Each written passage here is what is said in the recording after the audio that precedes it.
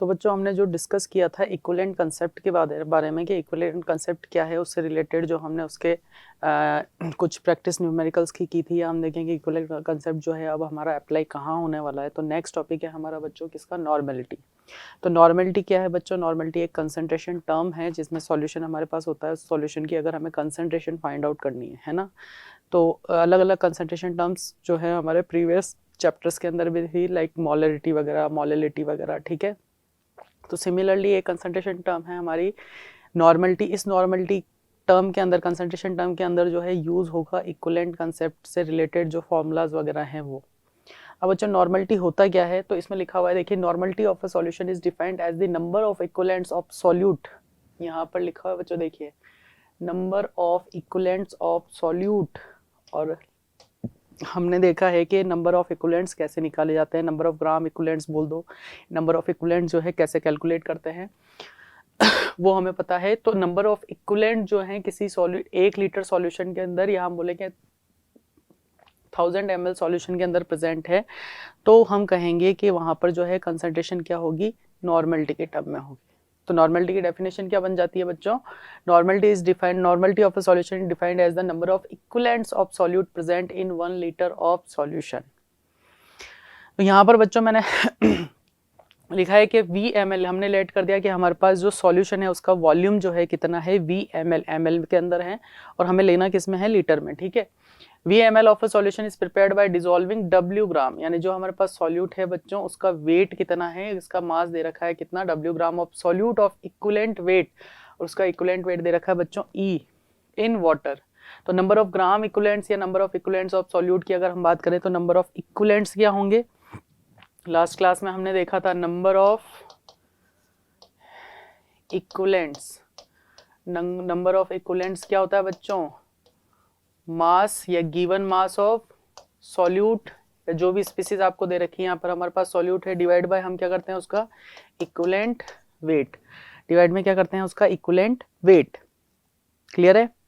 तो इसको मैंने रिलेट भी करके बताया था कि हमारे पास नंबर ऑफ ग्राम इक्विवेलेंट्स अगर निकालने हो तो नंबर ऑफ मोल्स कैसे निकालते हैं, नंबर ऑफ मोल्स कैसे कैलकुलेट करते हैं हम, number of moles equal to given mass, या जो भी मास हमारे दे रखा है उसमें डिवाइड बाय करते हैं हम किसका, मोलर मास का या मोलर वेट का, ठीक है। तो यहाँ मोलर मास का डिवाइड करते हैं, यहाँ पर हमें इक्विवेलेंट वेट का डिवाइड करना है, और इसको शॉर्ट में हमने लिख दिया W/E, ठीक है। VmL ऑफ सॉल्यूशन कंटेन, तो VmL जो लेट किया है हमने, VmL सॉल्यूशन में कितने इक्विवेलेंट्स कंटेन है बच्चों, W/E, ठीक है। तो 1000 ml में कितना होगा, तो 1000 ml solution will contain E into 1000 divided by E into V equivalents of solute। तो नॉर्मलिटी इक्वल टू बन जाएगा ये फॉर्मूला। अच्छा, ये फॉर्मूला आया कैसे, ठीक है, इसको बच्चों मैं एक्सप्लेन करता हूँ ऐसे। देखिए यहाँ पर आप इजीली समझ पाओगे। मैंने बोला कि नॉर्मलिटी इक्वल टू क्या होता है, number of gram equivalents of solute present in volume of solution. Volume किस में लेना है बच्चों, हमें लीटर में। अगर ml में दे रखा हो तो ऊपर किससे मल्टीप्लाई कर देंगे, 1000 से। और we know that number of gram equivalent कैसे निकालते हैं बच्चों, अभी मैंने नंबर ऑफ ग्राम इक्विवेलेंट कैसे निकालेंगे, तो इसको ऐसे याद रखो। नंबर ऑफ मोल्स कैसे निकालते हैं बच्चों, given mass divide by molar मास या फिर एटॉमिक मास। जो भी हमें सॉल्यूट दे रखा है उसका मास जिसका गिवन है उसका मोलिकुलर मास या एटॉमिक मास का डिवाइड करेंगे। ये तो है नंबर ऑफ मोल्स के लिए, और नंबर ऑफ ग्राम इक्विवेलेंट्स हमें निकालने हैं। तो हमारे पास ऊपर वाला कंटेंट तो सेम है, गिवन मास डिवाइड बाय क्या करेंगे बच्चों, यहाँ पर इक्विवेलेंट मास, या इसको मैं शॉर्ट में लिख सकता हूँ M/E। M किसको रिप्रेजेंट कर रहा है, जो यहाँ पर हमारे इस वाली स्लाइड में था बच्चों, W का मतलब M, या यहाँ पर W ले लीजिए आप। यहाँ पर मास जो है, यहाँ पर मैंने ले लिया बच्चों क्या,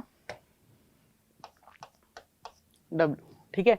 तो W यहाँ पर जो है, जो भी सब्सटेंस आपको सॉल्यूट दे रखा है उसका mass, given mass divide by हमने क्या कर दिया, equivalent mass. And we know that equivalent mass जो है कैसे कैलकुलेट करते हैं बच्चों, बताया था। इक्विवेलेंट मास जो होगा वो क्या होगा, जो भी मोलर मास है, जो आपका सॉल्यूट है उसका मोलर मास है, उसमें डिवाइड करेंगे आप n फैक्टर का। n फैक्टर डिपेंड करता है किस पे, कि आपका जो सॉल्यूट है वो एसिड है, बेस है या फिर सॉल्ट है।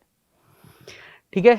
तो नंबर ऑफ ग्राम इक्विवेलेंट की जगह, अगर ये देखो इक्विवेलेंट वेट की जगह, इक्विवेलेंट मास या इक्विवेलेंट वेट की जगह यहाँ पर मैं ये पुट कर दूं, तो नंबर ऑफ ग्राम इक्विवेलेंट मेरे पास क्या हो जाएंगे, number of gram equivalent equal to, तो ये हमारे पास हो गया W बाय E की जगह मैंने यहाँ पर पुट कर दिया बच्चों molar mass divide bye n factor, और मल्टीप्लाई में है यहाँ पर मेरे पास क्या, number of gram equivalent. Number of gram equivalent का तो यही है ना। इस चीज को अगर मैं इसको लिखूं तो ऐसे लिख सकता हूँ, given mass divide by molar mass into n factor. तो जरा देखो यहाँ पर given mass divide by molar मास, ये मेरे पास क्या बन रहा है, यही चीज बन रही है। तो एक रिलेशन तो बच्चों ये याद रखना है, n into number of moles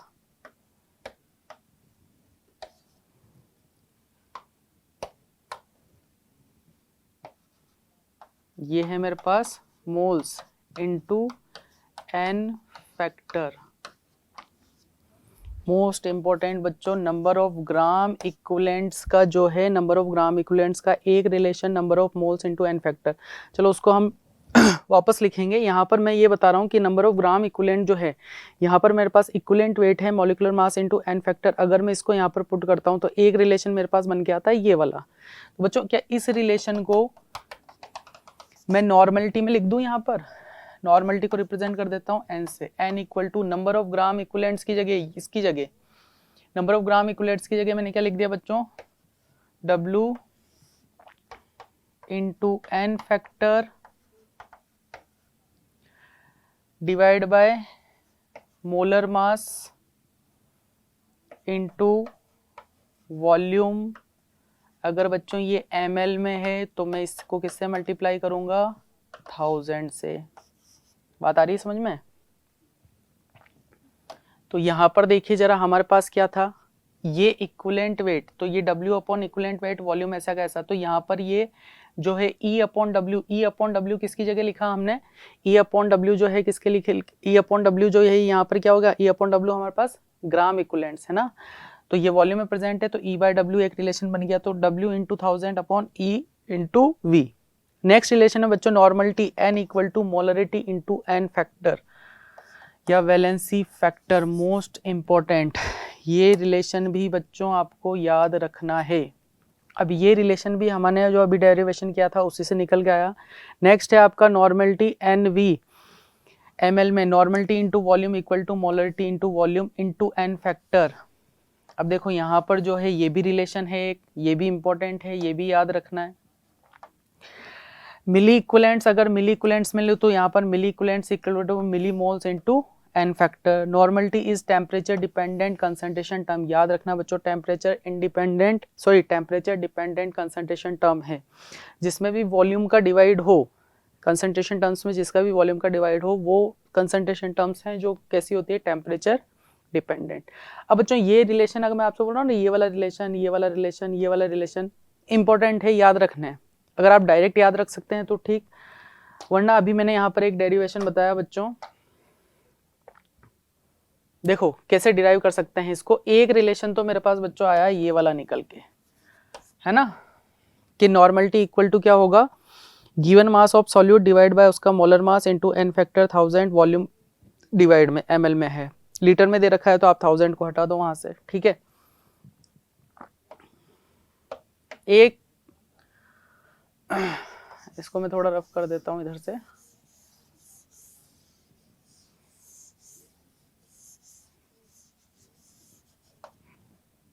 चलिए एक स्लाइड और ले लेते हैं। यहाँ पर हम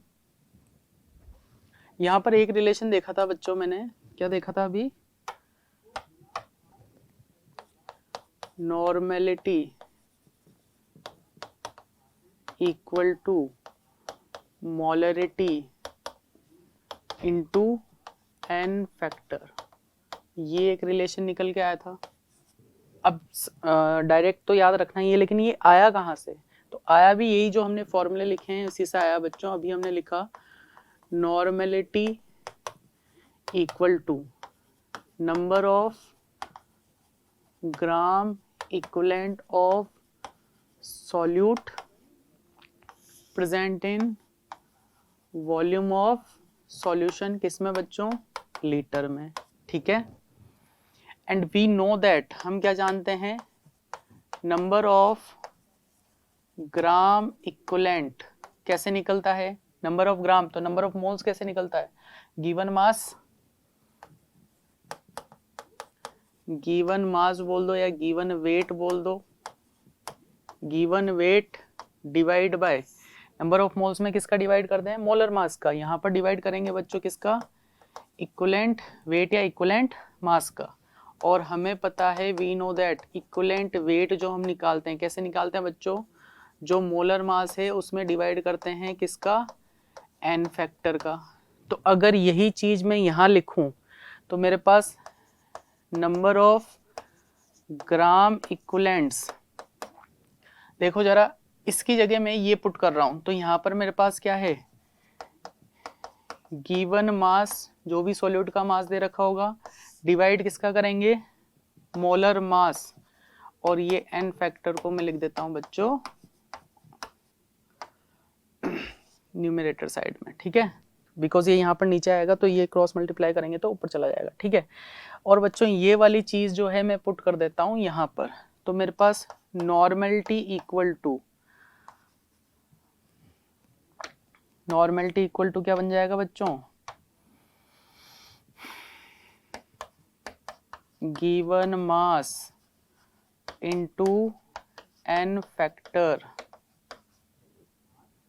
डिवाइड बाय, यहाँ देखो इसकी जगह ये पुट कर रहे हैं तो मोलर मास इनटू वॉल्यूम, किसमें बच्चों? लीटर में। तो क्या मेरे पास ये चीज जो है, ये इतना पोर्शन जो है, ये किसका है? नंबर ऑफ ग्राम इक्विवेलेंट्स का ही है, यस और नो? तो नंबर ऑफ ग्राम इक्विवेलेंट्स में बच्चों यहाँ पर देखो, अगर मैं इसको, we know that number of moles equal to क्या होता है? Given mass divide by molar mass, yes और नो? तो यहाँ पर देखो, अगर मैं ये देखूं ये वाला पोर्शन, यानी ये given mass divide by molar mass, तो क्या मेरे पास ये नंबर ऑफ मोल्स हैं? किसके नंबर ऑफ मोल्स? जो भी हमें सॉल्यूट दे रखा है उसके नंबर ऑफ मोल्स। तो इसकी जगह मैं लिख सकता हूं number of moles of solute divide by volume, ऐसा का ऐसा, किसमें बच्चों? लीटर में। मल्टीप्लाई किससे हो रहा है? ये n फैक्टर से, ठीक है। तो यहाँ पर हम जानते हैं, वी नो दैट मोलरिटी क्या होता है बच्चों? Molarity equal to number of moles of solute present in volume of solution, और वहां पर भी वॉल्यूम जो है किसमें होता है बच्चों? लीटर में। तो जरा देखिए, ये जो है रिलेशन, यानी ये वाला रिलेशन जो है बच्चों, क्या ये मोलरिटी की टर्म में है? बिल्कुल है। तो normality equal to molarity into n factor बन जाएगा। क्लियर है ये चीज? तो या तो ये आप डायरेक्ट याद रखिए, ये आया कहाँ से बच्चों? तो इसी फॉर्मूले से, यानी इन्हीं फॉर्मूले को हमने आगे पीछे करके पुट किया तो एक रिलेशन बन के आया हमारे पास, normality equal to molarity into n factor. It's mean अगर आपको मोलरिटी निकाल लिया आपने तो मोलरिटी को मल्टीप्लाई कर दो, जो भी आपका सॉल्यूट दे रखा है, लाइक एसिड दे रखा है, बेस दे रखा है, सॉल्ट दे रखा है, तो उसके n फैक्टर से। इसीलिए n फैक्टर एक इंपॉर्टेंट बन जाता है कि वैलेंसी फैक्टर या n फैक्टर कैसे कैलकुलेट करते हैं, ठीक है। तो हम डायरेक्ट निकाल सकते हैं नॉर्मेलिटी, और यही चीज बच्चों आपके यहाँ पर लिखा था, देखो normality equal to molarity into valency factor, ये वाला वैलेंसी फैक्टर या एन फैक्टर, ठीक है।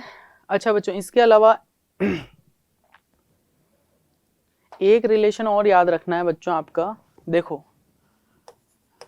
Number of gram equivalents, number of gram equivalents हमने बोला कि इसको कैसे, नंबर ऑफ ग्राम इक्विवेलेंट को कैसे रिप्रेजेंट करते हैं बच्चों, number of gram equivalents equal to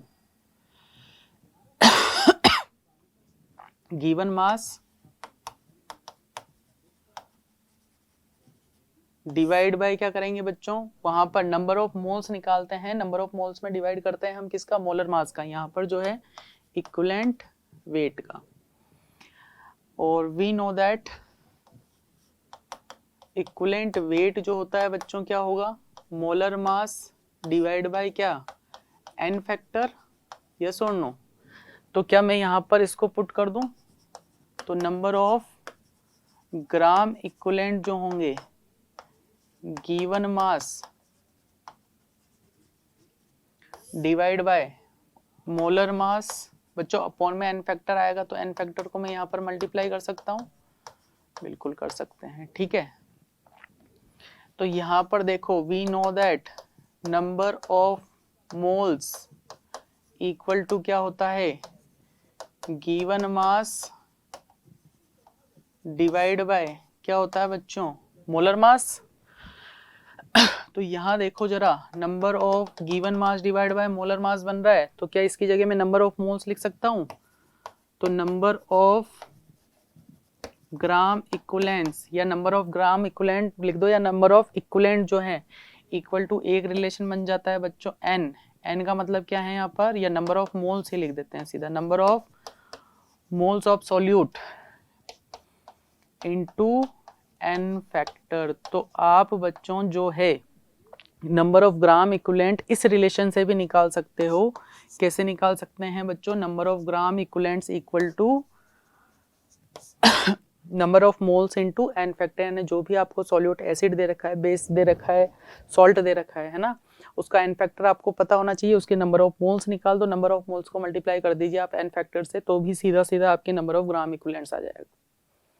चलिए, और इसको नंबर ऑफ ग्राम इक्विवेलेंट्स को किस रिलेशन में लिख सकते हैं, चलिए हमने देखा बच्चों एक केस और, normality equal to number of gram equivalent divide by volume, तो वॉल्यूम किस में बच्चों, लीटर में, तो number of gram equivalent equal to में n इंटू वी लिख सकता हूं, यस और नो, लिख सकते हैं। तो यहां पर ही इसी के साथ मैं ऐड कर देता हूं number of gram equivalent equal to number of moles multiply n factor, या तो ऐसे निकाल लो डायरेक्ट, या equal to normality into volume, किसमें बच्चों, लीटर में। अच्छा, एक रिलेशन और हमने देखा अभी, नॉर्मेलिटी इक्वल टू क्या होता है बच्चों, मोलरिटी इनटू एन फैक्टर या वैलेंसी फैक्टर। तो क्या इसकी जगह मैं पुट कर सकता हूं, तो एक रिलेशन और बन जाता है हमारे पास, number of gram equivalent equal to number of moles into n factor into equal to, तो जरा देखो ये number of gram equivalent n into V ये हो गया। अब यहाँ पर एन की जगह मैं क्या पुट कर दूं बच्चों, molarity into n factor into volume, किसमें बच्चों, लीटर में। तो क्या एक रिलेशन ये भी बन रहा है।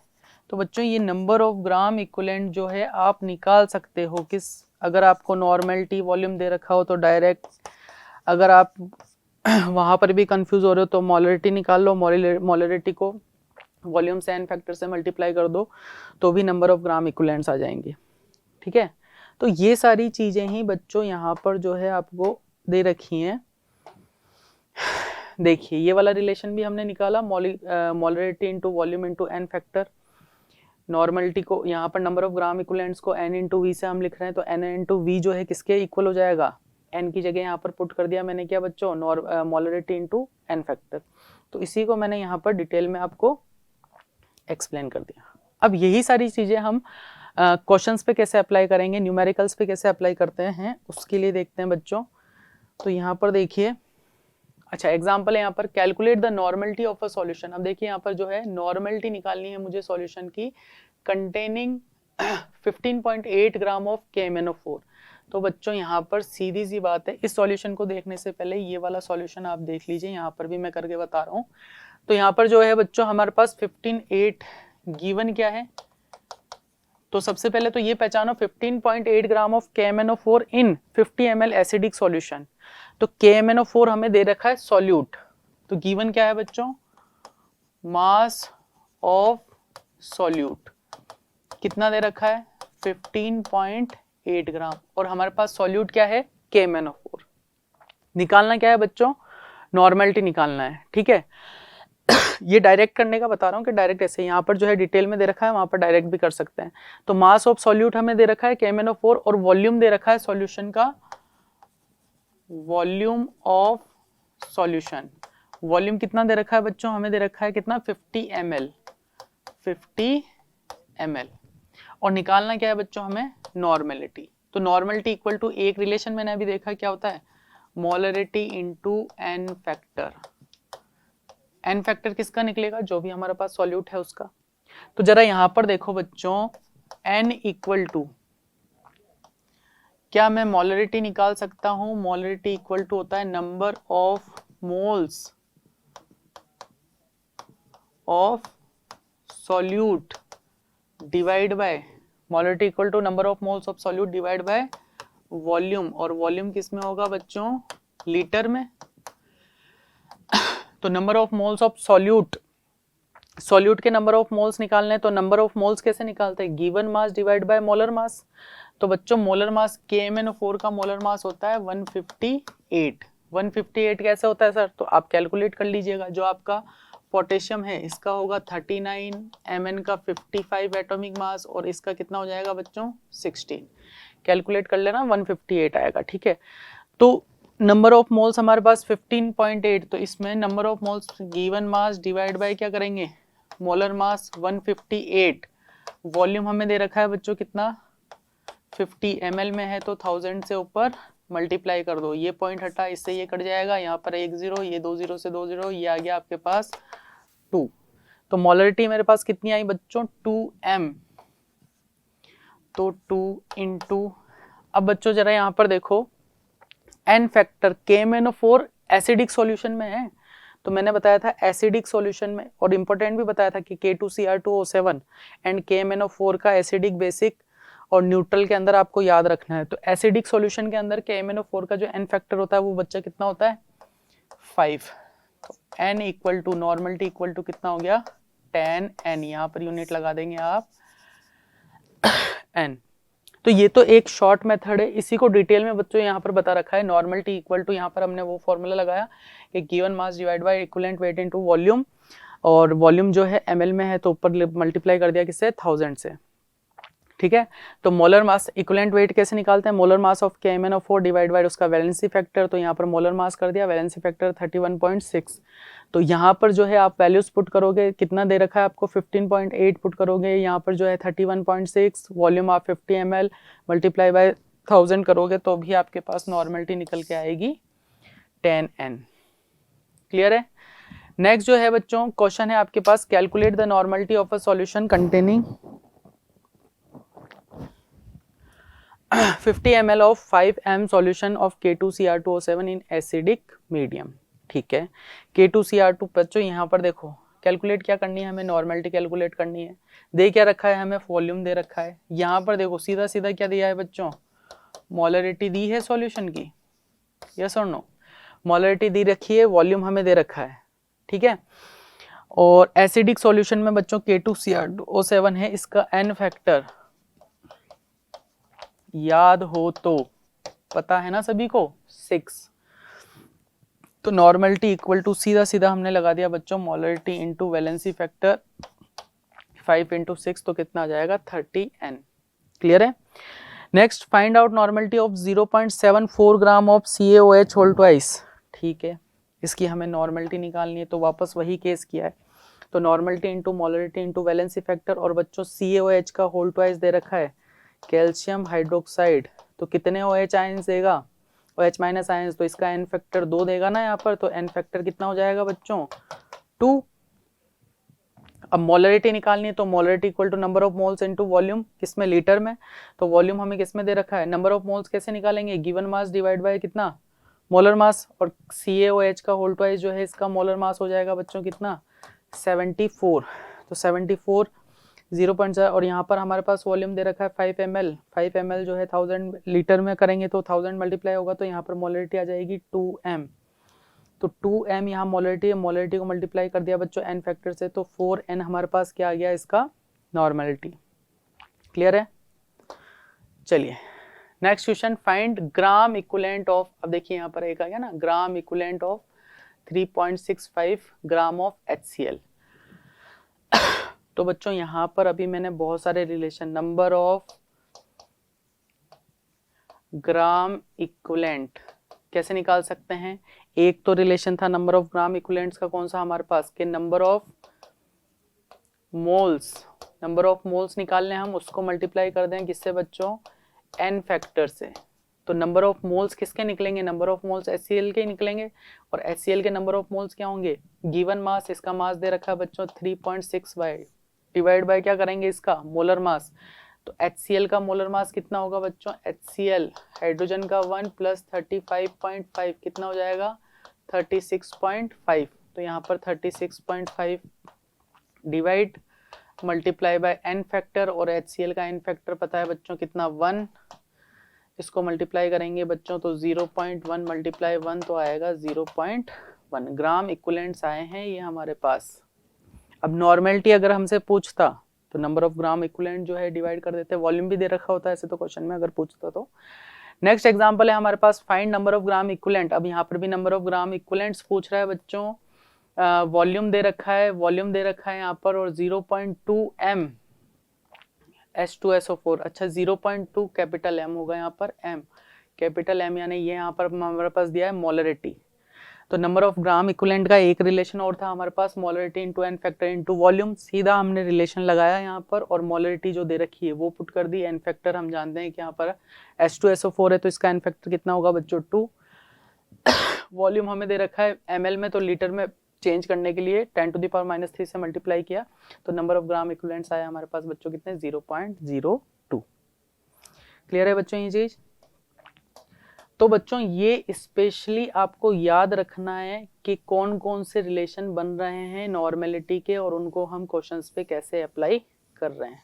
ठीक है, डायरेक्ट रिलेशन भी याद रखिए, और रिलेशन कैसे आया है निकल के वो भी आपको याद रखना है। क्लियर।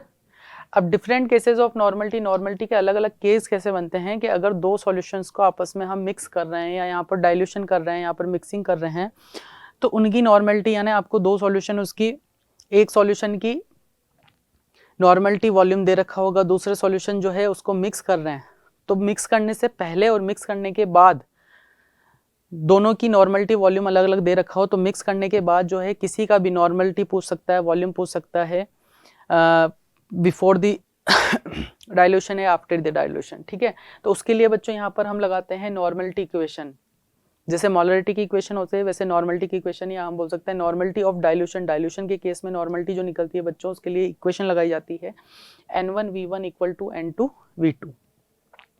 N1 क्या है बच्चों, normality before dilution, volume before dilution, normality after dilution, volume after dilution. तो N1V1 वाली तो वैल्यू है जब डाइल्यूशन नहीं हुआ उसके पहले, और N2V2 वाली वैल्यूज जो हैं बच्चों डाइल्यूशन हुआ उसके बाद की।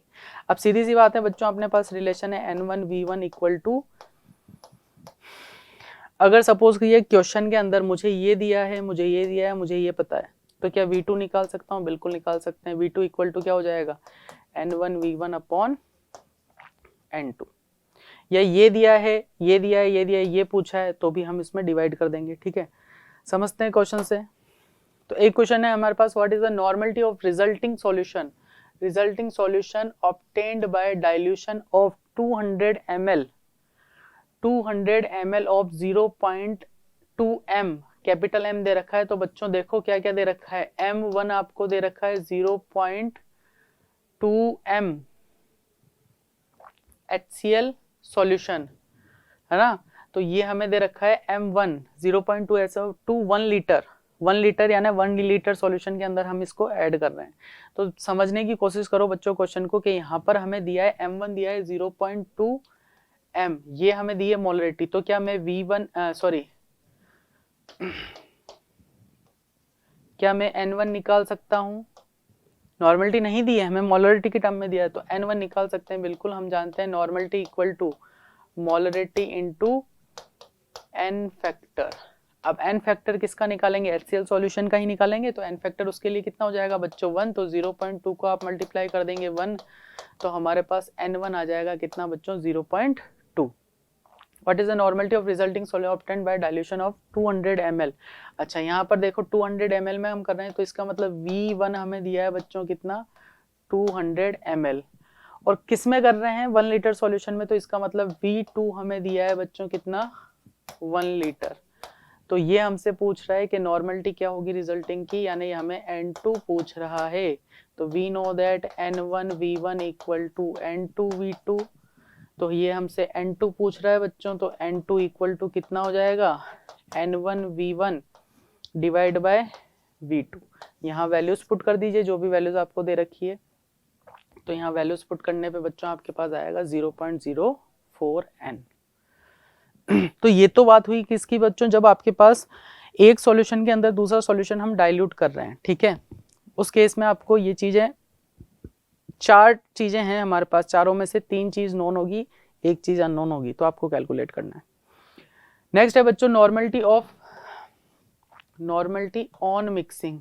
नॉर्मलिटी ऑन मिक्सिंग यानी अगर आप, हमारे पास सॉल्यूशन है एसिड का और बेस का, उसको मिक्स कर रहे हैं, तो नॉर्मलिटी की इक्वेशन क्या लगानी है, ठीक है। तो बच्चों उसके भी हमारे पास 2 केस बनते हैं। अगर हमारे पास एसिड और एसिड को मिक्स कर रहे हैं, 2 एसिड को मिक्स कर रहे हैं, या बेस और बेस को मिक्स कर रहे हैं, तो वहां पर आपको इक्वेशन लगानी है बच्चों n मिक्सिंग यानी normality on mixing N1 V1 plus N2 V2 divide by V1 plus V2। ये तो मिक्सिंग के केस में। कौन सा केस है ये, जब एसिड एसिड या फिर बेस और बेस यानी सेम सेम हो आपके पास, उनकी मिक्सिंग कर रहे हैं, तब तो आपको लगाना है ये वाला रिलेशन। अगर एसिड और बेस है, दोनों अलग हैं, एसिड और बेस की मिक्सिंग कर रहे हैं, तो बच्चों फॉर्मूला तो यही है, बस यहाँ पर आपको लगा देना है माइनस। समझ रहे हैं बात को, एसिड एसिड हो, बेस बेस हो, तब तो N1 V1 plus N2 V2 divide by V1 plus V2। अगर एसिड प्लस बेस हो तो N1 V1 माइनस, यहाँ कुछ नहीं करना, प्लस की जगह minus N2 V2 divide by V1 plus V2। अब इसको अप्लाई कैसे करना है, इसके लिए क्वेश्चन देखते हैं बच्चों। क्वेश्चन है आपके साथ, find normality on mixing. Normality निकालनी है हमें मिक्स करने पर 100 ml of 0.2 m H2SO4 to 100 ml of 0.2 m NaOH। तो हमारे पास एक एसिड है बच्चों और एक क्या है हमारे पास बेस है। तो एसिड और बेस के केस में सीधा दिमाग में क्लिक करना चाहिए कि हम मिक्सिंग के लिए जो नॉर्मलिटी इक्वेशन निकालते हैं, लगाते हैं N1 V1 minus N2 V2 divide by कितना बच्चों V1 प्लस V2। अब मेरे पास ये वैल्यूज क्या नॉर्मलिटी दे रखी है, नहीं दे रखी, बट मेरे पास मोलरिटी दे रखी है। And we know that normality equal to molarity into n factor, ये है मेरे पास, यस और नो। तो N1 में निकाल सकता हूँ, N1 में निकाल सकता हूँ बच्चों 0.2 मुझे दे रखा है, molarity into n factor H2SO4 के लिए हो जाएगा बच्चों 2, तो कितना आ जाएगा 0.4। और N2 में निकाल सकता हूँ बच्चों, N2 बिल्कुल निकाल सकते हैं। कैसे निकाल सकते हैं, N2 के लिए मेरे पास बेस दे रखा है, बेस की नॉर्मलिटी होगी, तो उसका मेरे पास मोलरिटी दे रखा है कितना 0.2। जरा n फैक्टर बताओ मुझे, NaOH का कितना होगा बच्चों 1 होगा, तो 0.2। ये N1 और N2 की वैल्यू जरा देखिए आप। वॉल्यूम हमें दे रखा है 100 ml 100 ml दोनों दे रखे हैं, तो V1 मेरे को दे रखा है 100 ml और V2 भी मेरे को दे रखा है बच्चों यहाँ पर कितना 100 ml। दोनों केस में ये मेरे पास गिवन वैल्यूज हैं, N1 की, N2 की, V1 की, V2 की। तो मैं यहाँ पर पुट कर देता हूँ, ये मैंने पुट किया, मेरे पास आ गया मिक्सिंग करने पर नॉर्मेलिटी। इसकी कोई यूनिट नहीं होगी बिकॉज ये कट जाएंगे, है ना, ऊपर नीचे N से N कट जाएगा। तो यहाँ पर टोटल वॉल्यूम मेरे पास आ जाएगा 100 + 100, कितना आएगा बच्चों, 0.1। क्लियर है बच्चों? तो आज की क्लास में हमने इक्विवेलेंट कॉन्सेप्ट से रिलेटेड फॉर्मूलाज क्या बनते हैं, उनको हम क्वेश्चंस पे कैसे अप्लाई करते हैं, प्लस इक्विवेलेंट कॉन्सेप्ट जो है एक कंसंट्रेशन टर्म हमारे पास नॉर्मलिटी है, नॉर्मलिटी के अंदर इक्विवेलेंट कॉन्सेप्ट को कैसे अप्लाई किया जाता है, उससे रिलेटेड अलग अलग केस क्या बनते हैं, इक्विवेलेंट कॉन्सेप्ट, नॉर्मलिटी या फिर नंबर ऑफ ग्राम इक्विवेलेंट्स अगर बोल दें, मोलरिटी बोल दें, इन सब में क्या रिलेशन है, वो सारी चीज़ें मैंने आपको एक्सप्लेन कर दी। ठीक है बच्चों, नेक्स्ट क्लास में हम डिस्कस करेंगे इसके आगे का टॉपिक बच्चों, जहाँ पर नेक्स्ट टॉपिक्स में रिलेटेड टाइट्रेशन से रिलेटेड या लॉ ऑफ इक्विवेलेंस जो है वहाँ पर जो है कैसे उनको क्वेश्चंस पे अप्लाई करना है वो भी हम सीखेंगे। तब तक के लिए थैंक यू स्टूडेंट, बाय।